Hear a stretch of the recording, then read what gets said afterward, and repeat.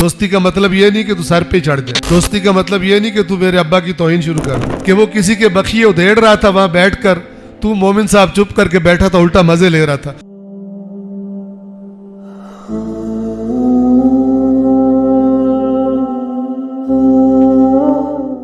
जैसे कभी कभी किसी जाती मामले में अपने करीबी दोस्त से भी नाराज हो जाते हैं, यार तूने ये जो हरकत की है ना, खुदा हाफिज। दोस्ती का मतलब ये नहीं कि तू सर पे चढ़ जाए। दोस्ती का मतलब ये नहीं कि तू मेरे अब्बा की तौहीन शुरू कर दे। हो जाता है ना कभी कभी। अल्लाह कुछ लोगों से एक्सपेक्ट करता है मेरे लिए भी कुछ लोग ऐसे करने वाले हों। जातियात पे तो लोग दुश्मनियां बना लेते लेकिन अल्लाह की खातिर साथ वाले को थोड़ा सा नाराज करने पर भी तैयार नहीं होते। नाराजगी क्या मतलब?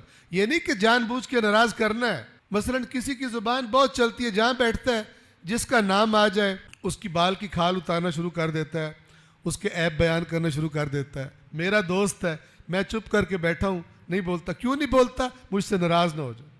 अल्लाह नाराज हो जाए नो प्रॉब्लम।